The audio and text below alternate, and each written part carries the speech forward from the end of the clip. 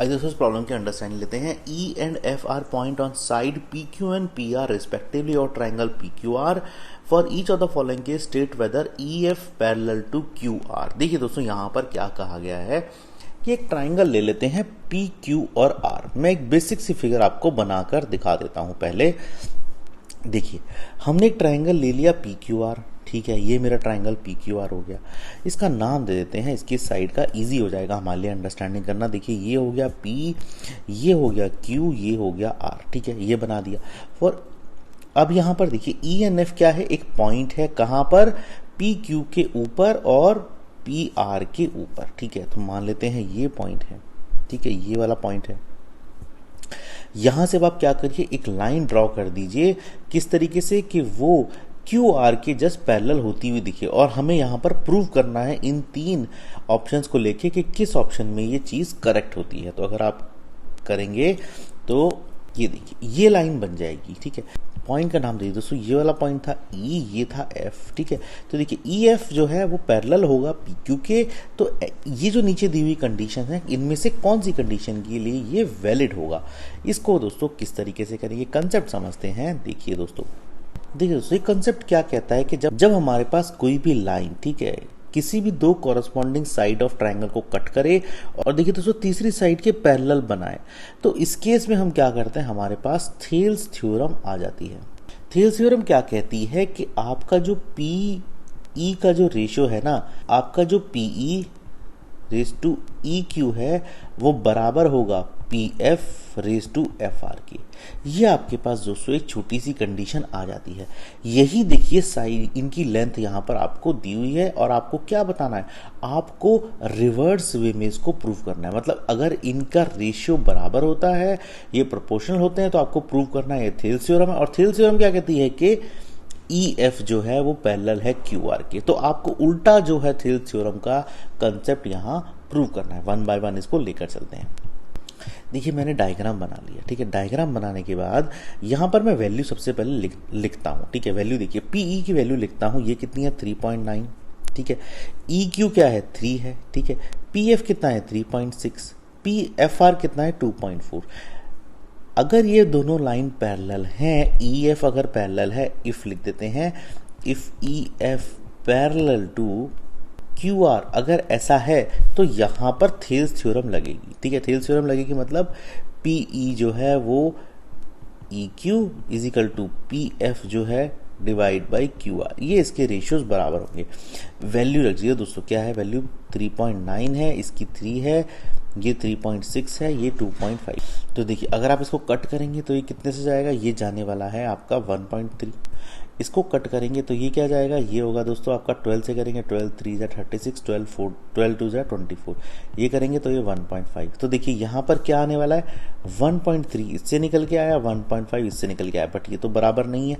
अगर ये बराबर नहीं है तो हम कह सकते हैं कि यहाँ पे Thales theorem is not applicable. Thales theorem यहाँ पर एप्लीकेबल नहीं है। तो इसका मतलब क्या है, सॉल्यूशन लिखिए। इसका मतलब क्या है, जो चीज हम मान के चले थे ना, if E F is parallel to Q R, ये भी चीज ट्रू नहीं है, ठीक है। Therefore E F is equal to parallel to Q R is not possible. ये चीज पॉसिबल यहाँ पर नहीं है। इस तरह इसका हम सॉल्यूशन ले सकते हैं। सेकंड पार्ट की तरफ चलते हैं। सेकंड पार्ट में देखिए वही चीज मैंने बना ली, वैल्यूज रख दीजिए। वैल्यू क्या है, पी ई की वैल्यू कितनी है 4, क्यू ई की वैल्यू कितनी है दोस्तों 4.5, पी एफ की वैल्यू है 8 और आर एफ की वैल्यू कितनी है 9, ठीक है। इस तरह से देखिए हमने यहाँ पर बनाया हुआ है। क्या हमें प्रूफ करना है कि इफ, वही चीज ले लेते हैं, इफ अगर ई एफ पैरेलल है, अगर ई एफ पैरेलल है क्यू आर के, तो क्या चीज हमें देखने को मिलेगी, कॉरस्पॉन्डिंग देख लेते हैं। देखिए हमें यहाँ पर P E divided by E Q और P F divided by F R, ये रेशियो देखने को मिलेंगे। वैल्यू रख दीजिए, यहाँ है 4, 4.5, ये है 8 और ये है 9। इसको सॉल्व करिए, क्या मिलने वाला है आपको, इसको सॉल्व करेंगे तो देखिए दोस्तों 4 डिवाइड बाई 4.5, ये भी आपका 8.9 आ जाता है। कैसे, 4 और 4.5 को लेंगे ना आप, तो यहाँ पर आप इसको कर दीजिए 40, तो आप यहाँ करेंगे, यहाँ पर इसको 10 से मल्टीप्लाई करिए, 10 से डिवाइड करिए, ठीक है। तो क्या होगा, ये बनेगा 40/45। ये अगर 8 यहाँ 5 से इसको डिवाइड करेंगे तो ये बनेगा 8, 8 5 जा 40, 8 9 जा 45, ठीक है। तो ये वाला जो पूरा पार्ट है ना आपका, ये 4/4.5, ये 8.9 आ जाएगा। और दूसरी साइड में मेरे पास 8.9 था ही, तो मैं कह सकता हूँ कि देखिए ये दोनों रेशियोज ना बराबर हो गए। तो इसका मतलब क्या है, जो हम ये लेके चले थे EF पैरेलल टू QR, ये पॉसिबल है और ये थेल्स थ्योरम को फॉलो करते हैं। तो लिख सकते हैं यहाँ पे सॉल्यूशन में कि EF is parallel to QR is possible है, ठीक है ना। ऐसा क्यों है, ये भी लिख देते हैं कि Thales theorem is applicable. Thales theorem यहाँ पर एप्लीकेबल आपकी होती है। इस तरह से हम इसको कर सकते हैं। थर्ड पार्ट की तरफ चलते हैं। डायग्राम देख लेते हैं अपना। डायग्राम इस तरह मैंने बनाया हुआ था। क्या प्रूव करना है हमें, if EF is parallel to QR। अगर ऐसा है तो रेशियो देख लीजिए कौन सी होने वाली है, PE divide by EQ is equal to PF divide by FR। Value यहाँ पर रख दीजिए पहले ही आप, 1.28 इसकी है। तो देखिए इस बार वैल्यू किसकी दी हुई है आपको, इस बार वैल्यू इसकी दी हुई है, PQ की वैल्यू दी हुई है कितनी, 1.28। PR की वैल्यू दी हुई है, PR की वैल्यू ये है कितनी है, 2.56। PE को दिया हुआ है, PE क्या है, PE ये है आपका 0.18। और PF कितना है, PF ये वाला आपको दिया हुआ है, ये है 0.36, ठीक है। अगर ऐसा है तो देखिए अब FR कितना निकला, आप यहाँ पर क्या करें, सबसे पहले EQ निकालिए। EQ कितना होने वाला है, PQ minus of PE।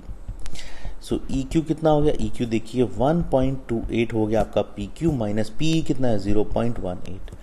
So EQ कितना है आपका, EQ है दोस्तों आपका यहाँ पर 1.10, ठीक है जी। एक चीज ये हो गई। दूसरी चीज क्या है देखिए, FR कितना है, PR में से PF को माइनस कर दीजिए। FR यहाँ बनने वाला है आपका 2.56 माइनस ऑफ 0.36। FR देखिए कितना हो जाता है, FR यहाँ पे 2.20 यहाँ FR हो जाता है। यही वैल्यूज यहाँ मुझे रखनी है।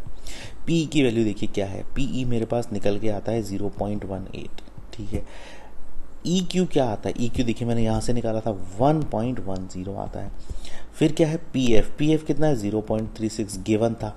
और यहाँ FR देखिए मैंने निकाला है 2.20। देखिए यहाँ पे सबसे पहले यहाँ पर डेसिमल्स हटा दीजिए, क्योंकि डेसिमल एग्जैक्टली सेम पोजीशन पे लगे, हट सकते हैं। 18 डिवाइड बाय 110, तो अगर इसको हम 2 से करेंगे तो ये क्या आएगा 9/55, ठीक है जी। इसको हम यहाँ पे 30 से इसको डिवाइड करेंगे 220 से, तो कितना आएगा 18 डिवाइड बाय 110। तो देखिए ये भी वही आने वाला है। फिर से हम इसको 2 से करेंगे तो ये क्या आएगा, ये भी 9/55 आने वाला है। तो 9/55 9/55 दोनों तरफ लिखा हुआ है, तो इसका मतलब क्या है, थेल्स थ्योरम इज एप्लीकेबल होती है थेल्स थ्योरम। ये दोनों रेशियोज यहाँ परफेक्टली बराबर होते हैं एक दूसरे के। अगर ऐसा है तो सॉल्यूशन लिख दीजिए। सॉल्यूशन क्या होने वाला है कि आप EF parallel to QR is क्या है, पॉसिबल है, ठीक है ना। इस तरह से हम इसको लिख सकते हैं दोस्तों। इस तरह से पूरी प्रॉब्लम हम सॉल्व कर सकते हैं। अंडरस्टैंडिंग यही है, कंसेप्ट यही है, हमें जस्ट ये चेक करना है कि कौन से जो साइड है उसके रेशियोज बराबर हैं, और थेल्स थ्योरम का इस्तेमाल यहाँ पर हमें करना है। इस तरह से दोस्तों प्रॉब्लम को सॉल्व कर सकते हैं।